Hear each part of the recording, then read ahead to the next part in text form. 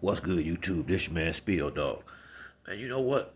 I was thinking, looking at Floyd training and doing these exhibitions and stuff like that, quiet as kept. Once this fight happened with Bud and Arrow and the top dog in the welterweight division would be established at that time, and then like if Arrow win, I'm thinking he gonna vacate the belts. And I don't know how they would go about that. Now, Boots Ennis is gonna be the next top dog at the welterweight, but I really believe, if Floyd wanted to, I think he could. I think he could take on. I think he got one more big fight in him with a real fighter, and I think he'll do way better than he did a long time ago. You know, I think most of the people that watch these videos know about Floyd. I mean, it's hard not to know his career.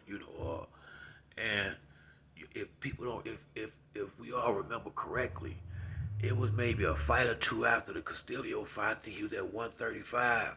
He broke his hands. Remember he went down in the fight because he had broke his hand. I think he broke his hand twice in two different fights, both hands. And after he did that, that was getting close to when he started calling himself Money Mayweather. Remember he took a long time off, and he came back and had a couple of fights at 140. Then he fought Arturo Gotti, but after that, that's when he went on to De La Hoya and his welterweight career. But that's when Floyd stopped punching hard. If you can remember, before that happened, a lot of y'all would know Diego Corrales was a beast.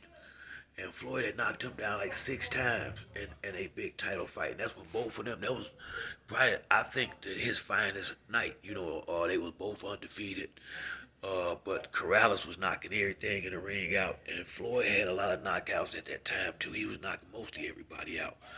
But after he broke his hands, that's when you notice Floyd started doing it, working on the mitts a little bit different. And he had to protect his hands. So that's when he started doing all the pot shot, where he was just scoring points and every now and then put big shots on people to keep from coming in. I really believe he done had so much time off and his hands as well. I think he come back and had one fight and punch with his true power and probably get a knockout. Floyd, well, it wasn't that he couldn't punch. He had fucked his hands up.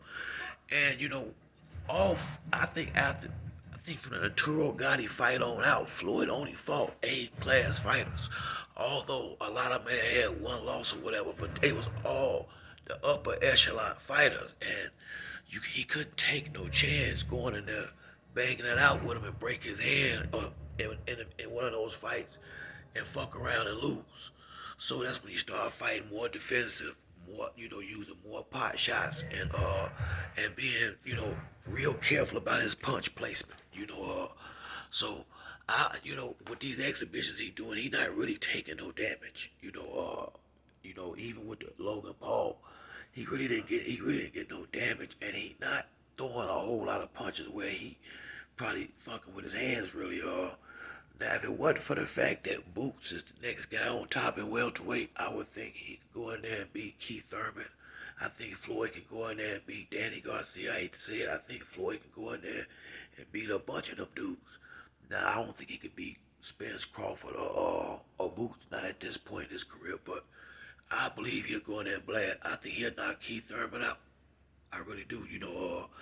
That's not dissing Keith Thurman. That's just a testament to what Floyd brings to the table. And if he can use his full strength, Floyd will catch him in between. He'll catch him with some of the wide shots and get him on up out of there. I really believe he could have one more big fight like that. Like I said, he didn't. He left. He didn't take a lot of damage when he left. And shit, look how old Bernard Hopkins was schooling them dudes. And I think Bernard just stopped. He was like 50. I think Floyd maybe 44. Now, like I said, okay, let's go here. Or a exhibition match with somebody like De La Hoya. But I truly believe, man, it's quite a few of the top guys in the welterweight division that Floyd could go in there now if he was to put in a full training camp and go in there and knock that motherfucker out. I believe he could. if just because his hands ain't took the punishment that they was taking when he was having 2 fights a year, and staying in the gym training, punching the bags and all that, he done had years to take care of his hands, and I think that's the only reason why dudes wouldn't get knocked out, because he was being real careful not to, punch, hit the elbow or something and mess his hand up against them upper echelon fighters and being there with one hand at a disadvantage.